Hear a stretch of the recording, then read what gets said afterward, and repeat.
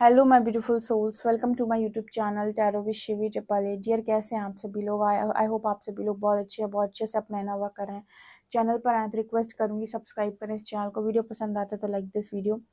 Personal reading के लिए आप मुझे व्हाट्सएप कर सकते हैं, नंबर आपको स्क्रीन पर दिखाई दे रहा होगा। चलिए देखते हैं आपके पार्टनर करेंट एनर्जी क्या है, और आज हम मेजर अरकाना से देखेंगे कि मेजर क्या चल रहा है उनकी लाइफ के अंदर। So let's see.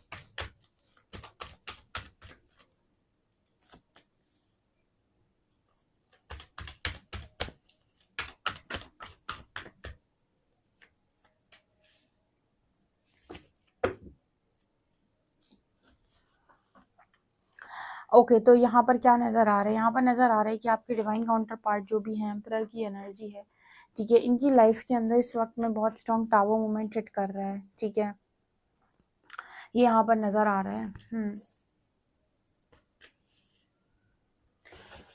यहाँ पर ये भी नज़र आ रहा है कि आप में से कुछ लोगों के पार्टनर जो है वो मुझे हैंग्ड मैन विथ हायरोफेंट, यहाँ पर ऐसा भी लगा रहा है कि कुछ लोगों के पार्टनर मैरिज में भी स्टक हो सकते हैं, ठीक है, या मैरिज के नाम पर स्टक है। फैमिली बहुत प्रेशर कर रही है इस पर्सन को कि मैरिज करो, मैरिज कर लो कहीं पर। और इस पर्सन की लाइफ में इनको गाइडेंस ये दी जा रही है कि इनके लिए बेस्ट पार्टनर कौन है मैरिज के अकॉर्डिंग। अब यहाँ पर ना कुछ लोगों का सवाल आता है कि श्रीदी, क्या ऐसा पॉसिबल है कि कोई किसी के साथ डेस्टाइंड हो मैरिज के लिए और उसकी मैरिज कहीं और हो जाए, ठीक है।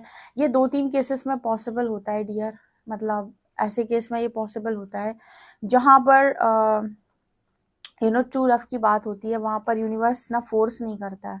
यूनिवर्स कहीं ना कहीं, अगर आप स्पिरिचुअल कनेक्शन में स्पिरिचुअल लव के साथ डील कर रहे हैं तो यूनिवर्स आप लोगों को फोर्स नहीं करता एक साथ रखने के लिए, क्योंकि उनको पता है कि आप दोनों एक साथ ज़बरदस्ती नहीं रह सकते हो, ठीक है। अब आप लोग डेस्टाइंड हो भी तो भी अगर आपका पार्टनर जो है वो आपको नहीं पहचान पा रहा है, आपको नहीं चूज़ कर रहा है, तो पॉसिबिलिटी हो जाती है फिर कार्मिक मैरिज की, ठीक है ना, या फिर आपका कर्मा ही आ रहा है ऊपर की तरफ। कई बार ऐसा होता है कि पास्ट लाइफ कर्मा नहीं भी होता है, लेकिन इस लाइफ टाइम में आपने कोई रॉन्ग कनेक्शन बना लिया या किसी के साथ आपने झूठे वादे कर दिए, ठीक है। आपसे मिलने से पहले कोई इंसान उनकी लाइफ के अंदर ऐसा है जिसके साथ उन्हें धोखा कर दिया या कोई चीटिंग कर दी, तो उनके कर्मों के हिसाब फिर होंगे, ठीक है, तो फिर उनको उसी तरीके से परिणाम मिलते हैं। आप किसी के साथ भी चीट नहीं कर सकते, आप धोखा नहीं दे सकते, ठीक है ना। तो ये इंपॉर्टेंट होता है कि आप कर्मा गलत तो नहीं कर रहे। यहाँ पर वो एनर्जी निकल कर आ रही। कई बार सब ये लोग, आप लोग क्वेश्चन करते हो, पर्सनल रीडिंग में भी करते हो, कमेंट में भी करते हो कि अगर आपकी ये कहते हो कि डेस्टाइंड है तो फिर कैसे किसी की मैरिज किसी के साथ हो सकती है। तो ये इस पर निर्भर करता है। अब आपकी कर्मा तो गलत नहीं है, तो यूनिवर्स जानते हैं कि उस व्यक्ति ने गलत कर दिया है, तो उसको उसका परिणाम तो भुगतना पड़ेगा। अब आपके साथ मैरिज हो जाएगी तो आपको भी तो साथ में भुगतना पड़ेगा, ठीक है ना। तो यहाँ पर इस तरीके की जब सिनेरियो बनते हैं या इस तरीके के केसेस बनते हैं तो डेफिनेटली यहाँ कार्मिक मैरिजेस हो जाती हैं जो 2 साल 3 साल ऐसे टिकती हैं, और उसके बाद वो ब्रेक हो जाती हैं।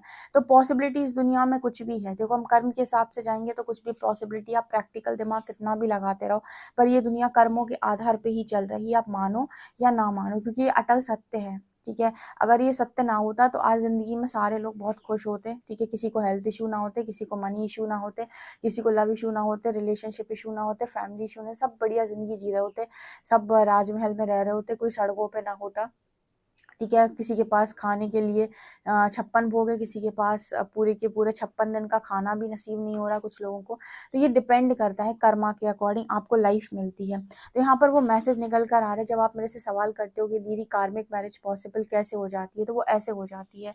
ठीक है, या तो वो पास्ट लाइफ से आ रही होती है या फिर इसी लाइफ टाइम में आप कोई गलती कर देते हो जिसकी वजह से फिर यूनिवर्स आपको नहीं तो कहीं ना कहीं आप जब कार्मिक स्थिति में फंसते हो तभी आप अपने स्पिरिचुअल पार्टनर से दूर हो जाते हो, आप उसे चूज़ नहीं करते हो। तो वो एनर्जी यहाँ पर नज़र आ रही है। तो आपके पार्टनर अगर किसी ऐसी सिचुएशन में है तो ये कार्मिक मैरिज में स्टक है या तो मैरिज के नाम से ही स्टक है। इनको लगातार फोर्स किया जा रहा है फैमिली के थ्रू मैरिज के लिए और आपका पर्सन मैरिज करना नहीं चाहता। कई बार आपको एज का वास्ता देके या आपको इस चीज़ का वास्ता देके उस चीज़ का वास्ता देकर भी फैमिली भी आपको इमोशनली ब्लैकमेल करके मैरिज कराती है। और वो कहती है कि यही तो सही समय है, ये तो होना चाहिए और सभी करते हैं ऐसा वैसा। ठीक है, इसके लिए इम्पोर्टेंट होता है कि आप अपने आप को जानें और अपने एक्शन में रहें, खुद से अपनी पर्सनल चॉइसेस बनाएं। लेकिन हो नहीं पाता है, हर व्यक्ति एक दूसरे से जुड़ा हुआ है तो कहीं ना कहीं पेरेंट्स की सुनना भी इम्पोर्टेंट होता है। लेकिन अगर आपका कर्म बीच में आ रहा है और आपका कोई कर्मा आप पर हावी होने वाला है, ठीक है, आपसे गलतियां हुई हैं, तो फिर पेरेंट्स क्या करेंगे? पेरेंट्स भी आपको कैसे बचाएंगे? ठीक है ना, तो पेरेंट्स और पहले आपको उस सिचुएशन में ढकेल देते हैं। तो वो एनर्जी मेरे को यहाँ पर नजर आई। देखो मैं क्लियर बात करती हूँ, यहाँ पर कोई ऐसी बात नहीं है कि ऐसा नहीं हो सकता और वैसा नहीं हो सकता।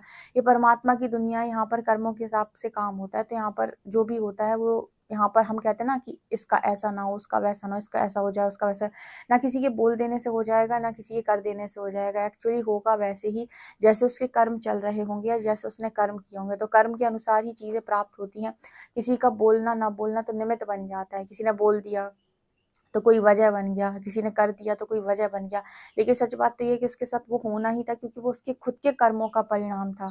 ठीक है ना, वो जो कुछ भी उसके साथ हुआ है वो उसके खुद के कर्मों का परिणाम है। निमित्त कोई भी बन सकता है, यानी कारण कोई भी बन सकता है, कोई इंसान, किसी की बोली हुई बात, कुछ भी, है ना। तो वो एनर्जी यहाँ पर निकल कर आ रही है। आपका पार्टनर बहुत परेशान है सिचुएशन की वजह से, स्ट्रांगली हैंग्ड है और जस्टिस सर्व हो रही है। कहीं ना कहीं जस्टिस मून की एनर्जी के साथ सर्व हो रही है। इट मीन्स की कहीं ना कहीं आपके पर्सन ना जो इमोशनली हर्ट किया है आज तक लोगों को, ठीक है, जिनकी वजह उनकी वजह से कोई अगर भावनात्मक तौर पर बहुत कष्ट झेला है, तो वहां पर इस पर्सन के साथ जस्टिस सर्व हो रही है। ठीक है, ऐसे हम किसी को, हमने आपको ये भी बताया था कि कर्मा भी आपको इसी के अकॉर्डिंग मिलता है। अगर आपने किसी को प्रताड़ना दी है, मतलब कैसी किसी के हेल्थ इश्यूज हुए हैं आपकी वजह से, या फिर आपने किसी के हेल्थ के साथ कॉम्प्रोमाइज किया है, या फिर आपने किसी को गलत दवाइयाँ दी हैं, मतलब ऐसे समझें कि आपने जो जिससे भी कर्मा क्रिएट किया होता है वैसे आपको रिजल्ट मिलते हैं। अगर आप मानसिक पीड़ा देते हैं तो आपके इससे मानसिक पीड़ा आती है। आप भावनात्मक पीड़ा देते हैं, इमोशनली हर्ट करते हैं किसी को, तो इमोशनल पीड़ा आपके हिस्से में आती है। अगर आप किसी के पैसे खा जाते हैं, मनी इश्यूज मनी का, तो फिर वहां से होता है। मतलब ऐसे कि जैसे आपने दिया होता है, तो उसी तरीके से यहाँ पर इस पर्सन को जो जस्टिस फेस करना पड़ रहा है वो भावनात्मक तौर पर मून की एनर्जी दिखा रही इमोशनल साइड पर। यानी कि इस पर्सन ने भावनात्मक तौर पर लोगों को कष्ट दिया है या तकलीफ पहुंचाई है, तो वहीं से हर्ट हो रहे हैं, ऐसा मैसेज है। द व्हील ऑफ फॉर्च्यून ये भी कार्मिक एनर्जी की बात करता है, कर्मा साइकिल की बात करता है। लेकिन ये बात करता है कि समय का जो पहिया है ना, वो कभी भी किसी के एक के फेवर में हमेशा के लिए नहीं रहा। कभी किसी की जिंदगी में सुख आता है, कभी किसी की जिंदगी में दुख आता है। तो आप हमेशा ये इतरा नहीं सकते हो जिंदगी में कि आज मुझे सुख है तो मुझे जिंदगी भरी सुख मिलेगा और आज मुझे दुख है तो जिंदगी भरी दुख मिलेगा। तो आपके पार्टनर की ज़िंदगी में इस वक्त ज़बरदस्त टावर मूवमेंट्स आ रहे हैं डियर। और ये इस पर्सन को मतलब लगातार इसीलिए आ रहे हैं ताकि आपके पार्टनर का कर्मा रिलीज़ हो सके, ठीक है। और इस वक्त इमोशनली हर्ट है आपका पर्सन बहुत ज़्यादा, ये मुझे यहाँ पर नज़र आ रहा है।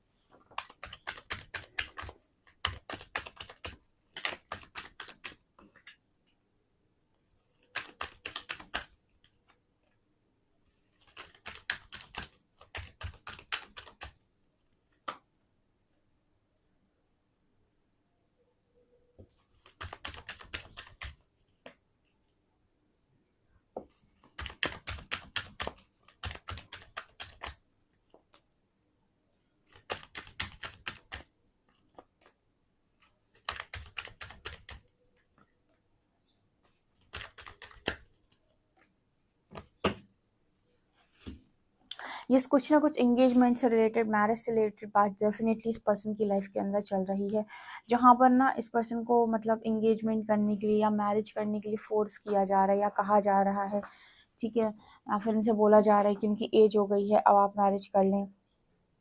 और अब आप कहीं न कहीं अब लोगों के बारे में आप ज़्यादा सोचना बंद करें और अपनी खुशियों के बारे में सोचें। इस तरीके से जैसे इस पर्सन को लगातार फ़ोर्स किया जा रहा है, ये यहाँ पर नज़र आ रहा है। इसके अलावा यहाँ पर वेरी सून की एनर्जी है, केमिस्ट्री की एनर्जी है।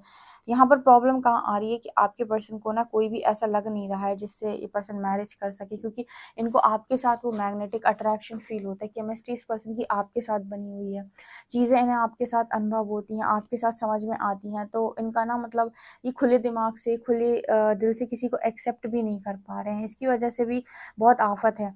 कई बार ना बहुत सारे लोग ऐसे पूछते हैं कि उसकी तो मैरिज होगी, वो तो ज़िंदगी में खुश है। देखिए, मैरिज हो जाने में और सामने किसी किसी के साथ रहने में और उसका हो जाने में ज़मीन आसमान का अंतर है।